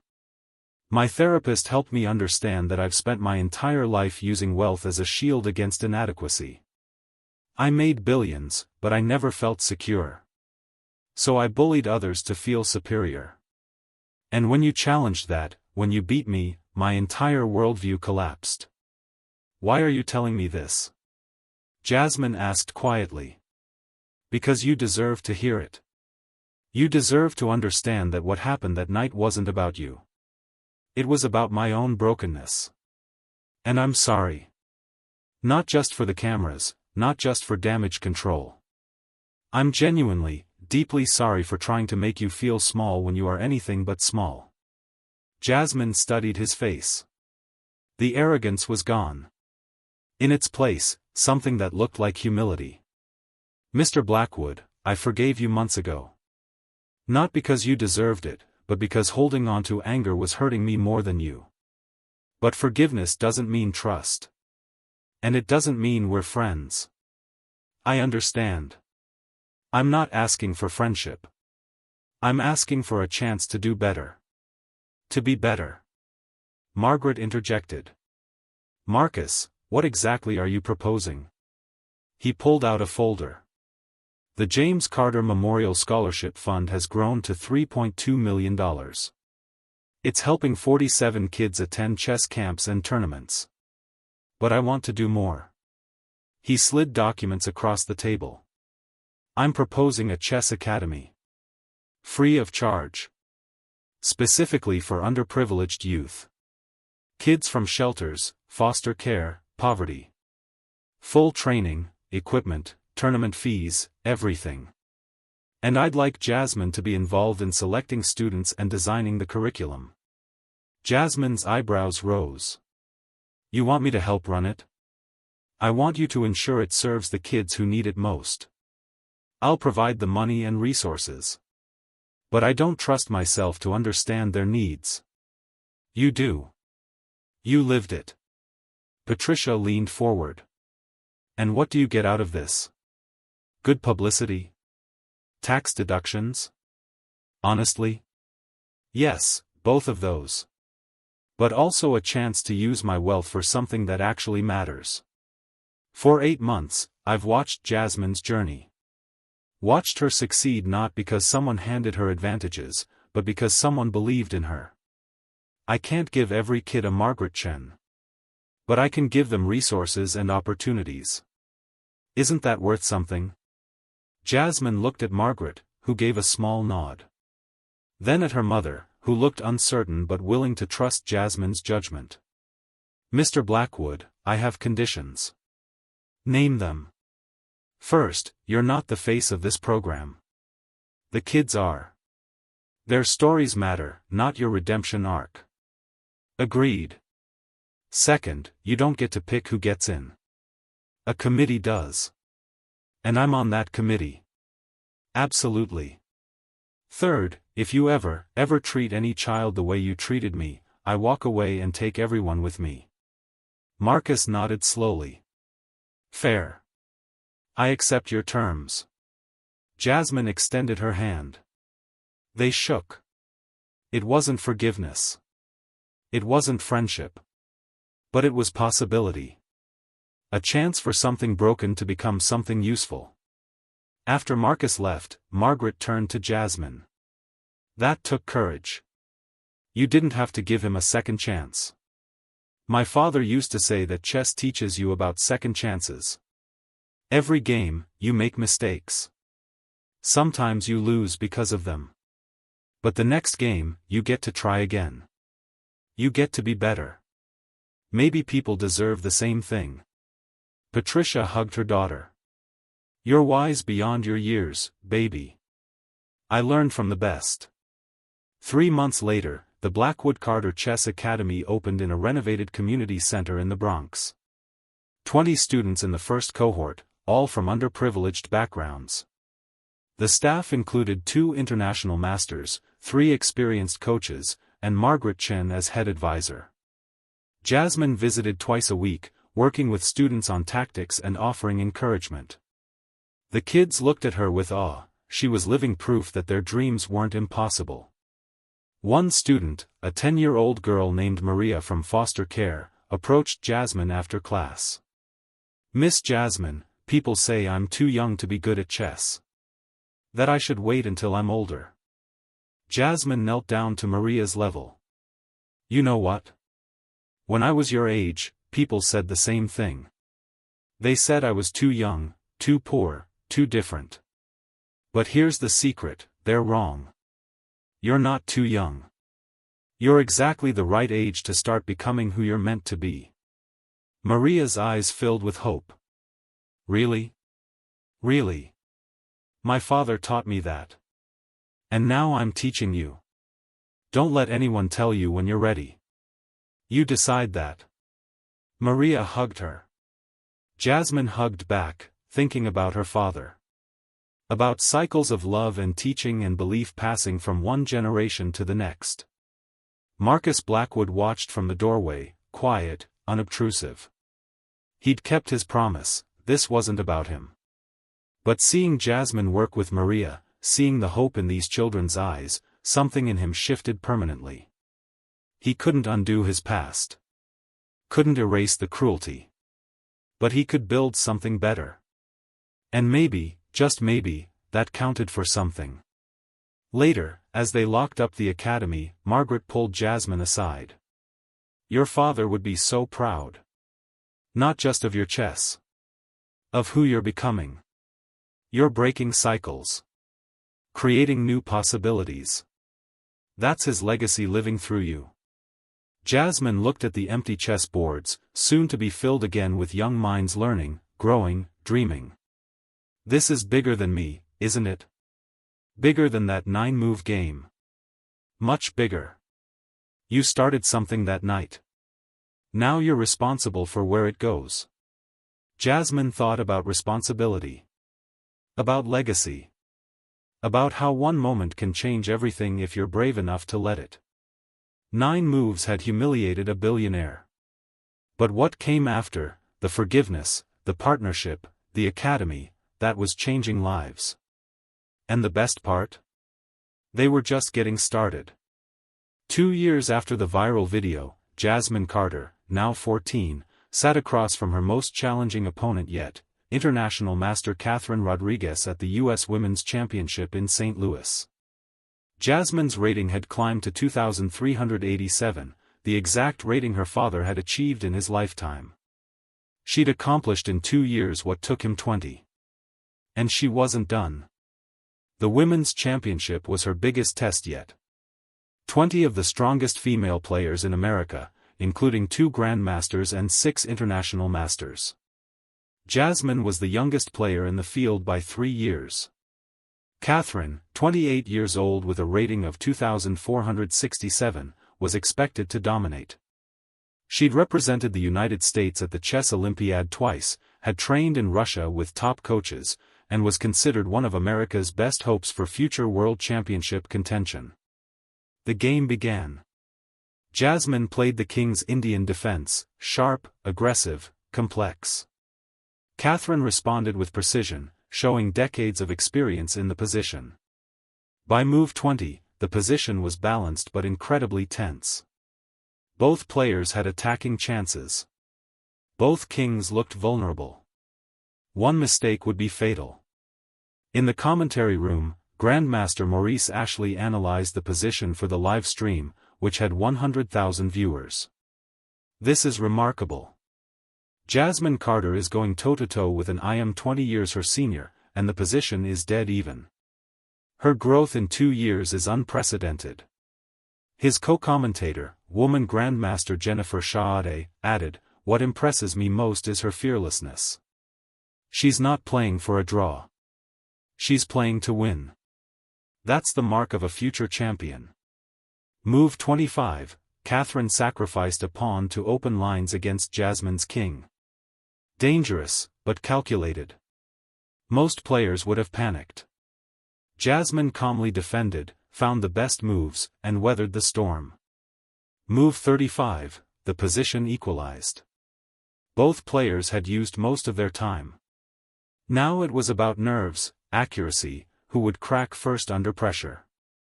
Move 40, Catherine made a subtle inaccuracy, pushing a pawn 1 square too far. Jasmine saw it immediately. Her eyes flickered with recognition. This was the moment. She played Rex 4, sacrificing her rook. Catherine had to take. Jasmine recaptured with her bishop, and suddenly her pieces coordinated perfectly, pointing at Catherine's exposed king. Catherine studied the board, realized the truth, and extended her hand. "I resign." That was brilliant. The commentary room erupted. Jasmine Carter just defeated international master Catherine Rodriguez. This is huge. Jasmine finished the tournament with 7.5 out of 11, 4th place overall. Not a podium finish, but remarkable for her age and experience level. More importantly, her rating jumped to 2419. She was now just 81 points away from the international master title. At 14 years old.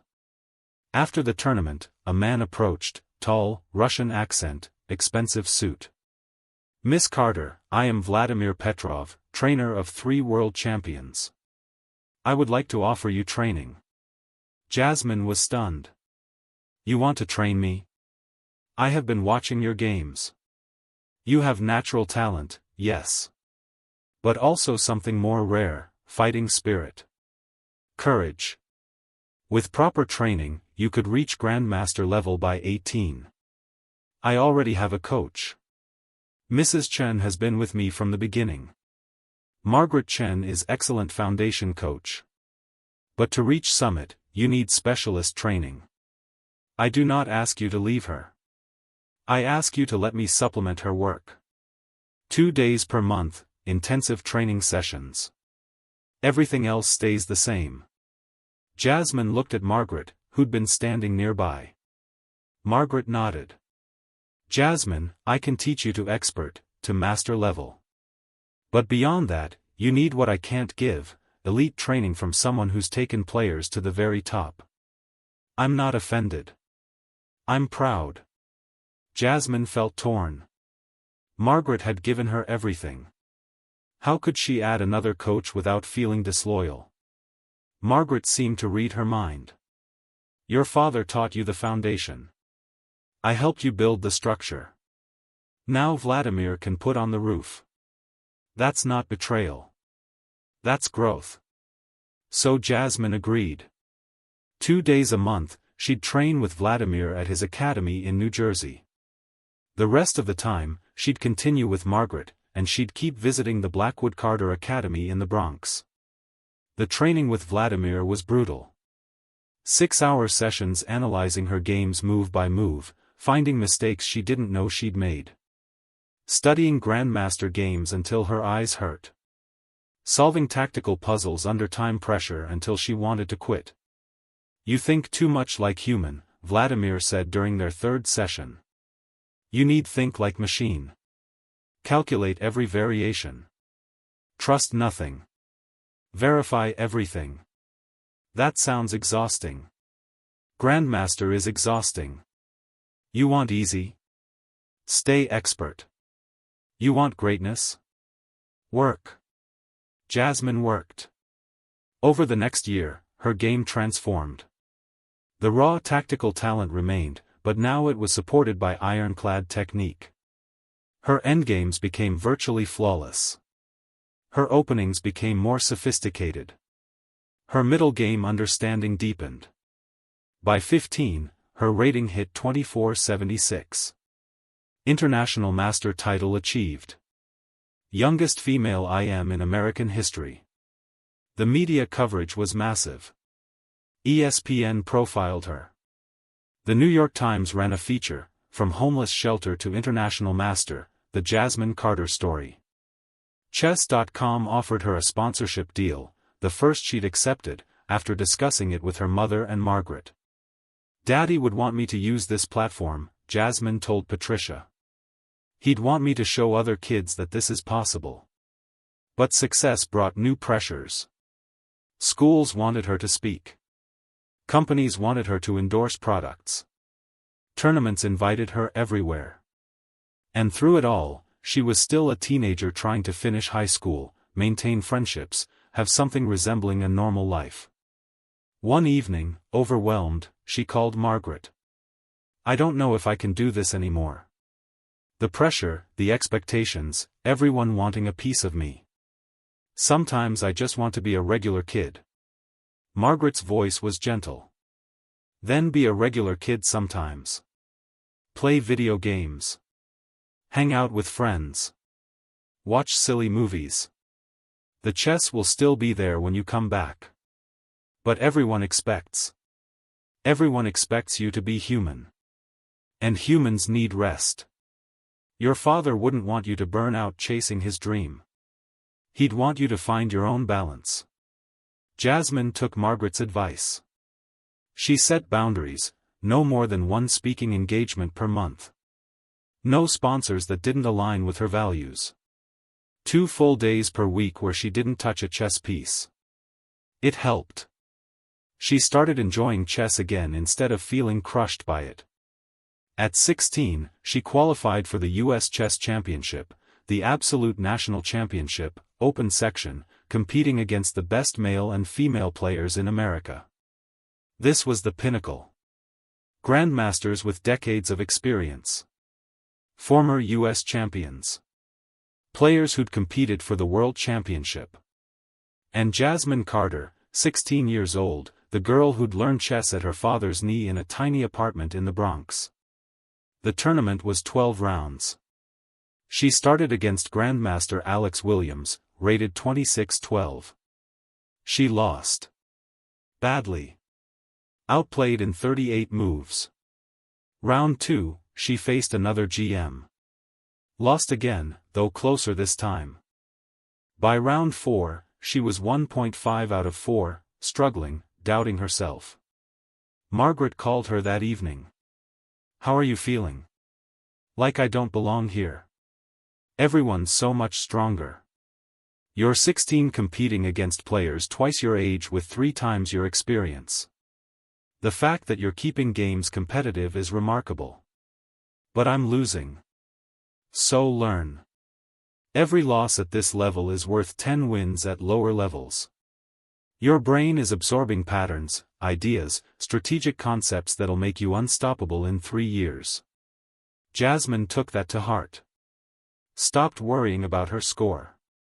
Started playing for the experience, for the learning. Round 5 through 12, she went 5-2-0, 5 wins, 2 draws, no losses. Her final score, 6.5 out of 12. Not spectacular, but respectable. Her rating afterward, 25.03. Just 97 points from Grandmaster. "I'm so close," she told her mother that night.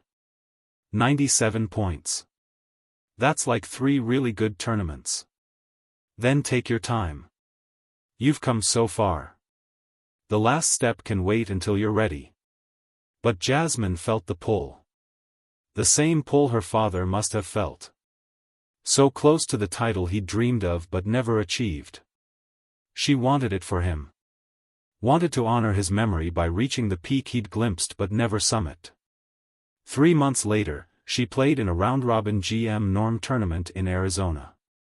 11 rounds against 10 opponents, all of them grandmasters or international masters. To earn a GM Norm, she needed 6.5 out of 11. She scored 7 out of 11. First GM Norm achieved. 6 months after that, another Norm tournament in Mexico. This time she needed only 6 out of 11. She scored 6.5. Second Norm achieved. Her rating, 25.42. Just 58 points from the Grandmaster threshold of 2,600. One more Norm. And 58 more rating points. That's all that stood between Jasmine Carter and her father's ultimate dream. The final push would be the hardest yet. 3 years and 2 months after the viral video, Jasmine Carter stood in the same Manhattan chess club where everything had started. She was 15 years old, rated 2587, with 2 Grandmaster Norms already earned. Tonight was a special event, an exhibition match between her and Marcus Blackwood. A rematch of their famous 9-move game, but this time with a twist. They'd play a full match, best of 3 games, with all proceeds going to the Blackwood Carter Chess Academy. Over 200 people packed the hall. Major news outlets covered it. The live stream had 500,000 viewers. But this wasn't about humiliation anymore. It was about healing, growth, closure. Marcus had kept his promises.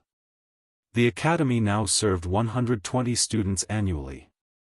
The James Carter Scholarship Fund had sent 73 kids to tournaments.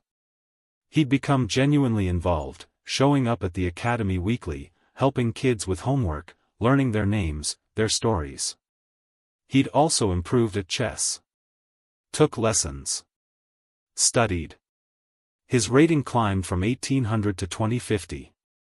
Still nowhere near Jasmine's level, but respectable. Before the first game, they shook hands. "Thank you for giving me this chance," Marcus said. "Thank you for becoming someone worthy of it," Jasmine replied. The first game lasted 43 moves. Jasmine won, but Marcus played well, made her work for it. The audience applauded both players. The second game was even better. Marcus played brilliantly, got a winning position, but made a tactical error on move 56. Jasmine capitalized and won again. As they analyzed the game afterward for the audience, something beautiful happened. They laughed together. Discussed variations as equals. The billionaire and the girl from the shelter, connected by their shared love of chess. "You know," Marcus told the crowd, 3 years ago, "I looked at Jasmine and saw someone I could dominate. Someone beneath me. Now I look at her and see someone I learn from. Someone I admire." That shift didn't happen because she changed. It happened because I did. The crowd stood and applauded. Not for the chess. For the humanity. After the exhibition, Jasmine had one more challenge ahead, the Philadelphia International, a strong open tournament where she'd attempt to earn her third and final GM Norm while pushing her rating over 2,600. The tournament was 9 rounds over 9 days. Jasmine prepared intensively with Vladimir. Margaret came along for moral support. Patricia took time off work to be there. Round 1, Jasmine faced a 2,450 rated IM. drew after a tense 72-move battle. Not the start she wanted, but solid. Round 2, against a 25-20 GM, she played conservatively, avoided complications, drew again. 2 games, 2 draws. She needed wins. Round 3, facing a 24-80 IM, she played aggressively, took risks, and won brilliantly in 38 moves. The game featured a queen sacrifice that commentators called vintage Carter, bold, calculated, beautiful. Rounds 4 and 5, 2 more draws against strong opposition. Her score, 3 out of 5. She needed 2.5 out of the final 4 rounds for the norm. Round 6, against GM Robert Harris, rated 25-61, Jasmine played the game of her life. A 6-hour marathon. Both players exhausted. The position was equal, but neither wanted the draw. Finally, on move 89, Harris made a microscopic error.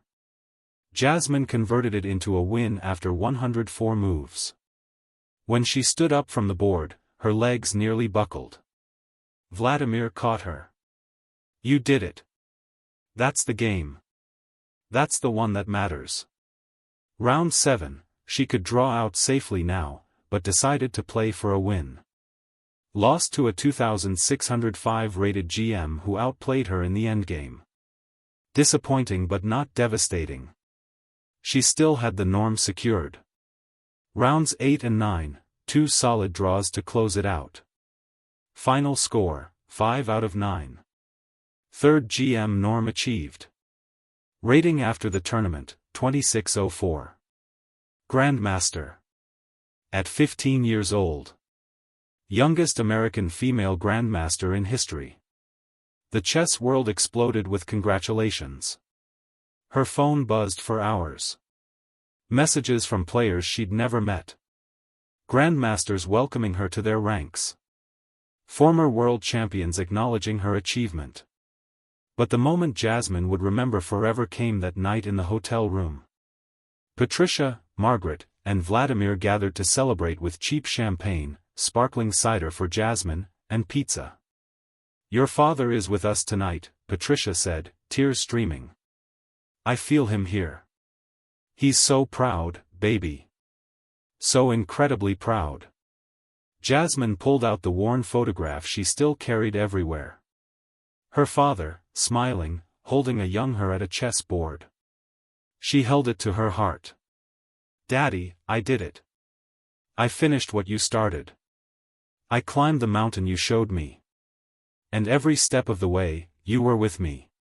Thank you. Thank you for teaching me. Thank you for loving me. Thank you for showing me that intelligence and dignity and excellence don't depend on money or status or what anyone says about you. They depend on character. And I promise you, I'll use this title to help others the way Mrs. Chen helped me. I'll pass it forward. I'll make your legacy live." Margaret raised her glass. To James Carter, who gave his daughter wings. And to Jasmine Carter, who taught us all that talent has no address, genius has no color, and 9 perfect moves can change the world. They clinked glasses. They laughed. They cried. They celebrated not just a title, but a journey, from a homeless shelter to the peak of American chess. The next week, FIDE officially confirmed it: Jasmine Carter, woman grandmaster and grandmaster. At 15 years, 4 months, 12 days old. The youngest American female in history. The media coverage was unprecedented. President of the United States tweeted congratulations. The Today Show wanted her. Ellen called. Hollywood producers wanted to make her story into a movie. But Jasmine stayed grounded. She finished high school. Accepted a chess scholarship to Stanford University to study computer science. Continued coaching at the Blackwood Carter Academy every month. And exactly 3 years to the day after the viral video, she did something special. She arranged to visit the Manhattan Chess Club with a group of 30 students from the academy, kids who looked like her, who came from where she came from. They walked through the same doors she'd been turned away from. Stood in the same hall where she'd been humiliated. And they saw the brass plaque. Here, on this board, Jasmine Carter honored her father's memory and reminded us that genius has no prerequisites. May we never forget this lesson. Jasmine gathered the kids around her. 3 years ago, a man looked at me and decided I didn't belong here. He was wrong. Not because I'm special. But because belonging isn't about money or status or permission. It's about passion. About respect for the game. About being willing to work hard and never let anyone define your limits. A young boy, maybe 10, raised his hand. Miss Jasmine, what if people say we're not smart enough? Jasmine knelt down to his level. Then you do what I did. You sit down at that board. You make your moves. And you show them that intelligence isn't about where you come from, it's about where you're going. My father taught me that. Mrs. Chen reinforced it. And now I'm teaching you. She stood, looked at all their faces, hopeful, inspired, believing. You belong here. You belong everywhere. Never forget that. Later that day, Margaret pulled Jasmine aside. What's next for you? You've achieved everything you set out to do. Grandmaster at 15. Youngest in American history. Scholarship to Stanford. What do you dream about now? Jasmine smiled. I dream about the 2030 World Chess Championship. About becoming the first black woman to compete for the title. About showing every little girl who looks like me that the absolute peak isn't just possible, it's inevitable if you're willing to climb. That's a big dream. My father taught me to dream big. And then taught me to work until dreams become reality. 5 years later, Jasmine Carter, rated 2712, would qualify for the candidates tournament, the final step before challenging for the World Championship. She wouldn't win that cycle, but she'd finish third, shocking the chess world. And in her post-tournament interview, she'd say, 9 moves changed my life. But it's what I did with the opportunity those 9 moves created that defined who I've become. My father taught me to play chess. Mrs. Chen taught me to compete. Life taught me to persevere. And now I'm teaching the next generation that there are no limits except the ones we accept. The viral video that started it all had been viewed 47 million times. But its impact couldn't be measured in views. It could only be measured in the hundreds of kids who saw Jasmine's journey and believed their own journeys were possible. In the lives she'd changed. The barriers she'd broken. The legacy she was building. James Carter had taught his daughter chess. But through her, he'd taught the world something far more important, that potential exists everywhere, waiting for someone brave enough to recognize it. 9 moves had humiliated a billionaire. But what came after, the growth, the forgiveness, the triumph, that changed everything. And the story? The story was just beginning. 10 years after the viral video, the annual Jasmine Carter Invitational brought together 500 young chess players from underprivileged backgrounds. The tournament was held at the massive Blackwood Carter Chess Center, a $50 million facility in the Bronx featuring 50 tournament boards, training rooms, and a museum dedicated to James Carter's legacy. Jasmine Carter, now 22, rated 2751, ranked number 8 in the world, walked through the tournament hall.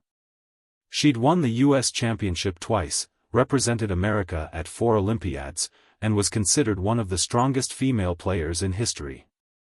But this, watching 500 kids play chess, kids who looked like her, who came from where she came from, this was her proudest achievement.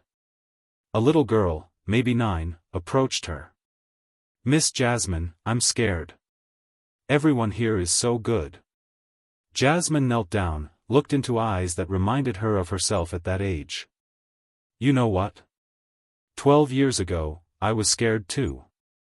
I walked into a chess club where I didn't belong, and a mean man tried to humiliate me. But I played anyway. And 9 moves later, everything changed. What if I lose? Then you lose. And you learn. And you come back stronger. That's what chess teaches us. That's what life teaches us. We don't win by never falling down. We win by getting back up every single time. The girl smiled, hugged Jasmine, and ran back to her board. Marcus Blackwood, now 62, walked over. His hair was grayer now. His face softer. Humility had aged him kindly. She reminds me of you, he said. She reminds me of all of us. Everyone who's been told they don't matter. Everyone who's been underestimated. They stood together, watching the games, the two people whose confrontation had started it all. Do you ever regret that night? Marcus asked quietly. Jasmine thought for a moment. I regret that it had to happen. But I don't regret what came from it. You changed. I grew. We built something that matters. Sometimes the worst moments create the best outcomes. You're wiser than I was at 52. I had a good teacher. My father taught me that chess is life. Every move matters. Every decision has consequences. And sometimes the bravest move is the one that looks impossible. On the wall behind them hung a massive photograph, James Carter, smiling, in his postal uniform, holding a chess piece. Beneath it, the words he'd lived by. Excellence has no prerequisites. Dignity requires no permission. And love transcends everything, even death.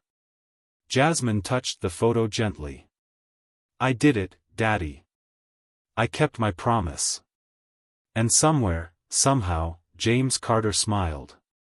Because 9 moves had changed his daughter's life. But his daughter's life had changed the world. And that? That was checkmate.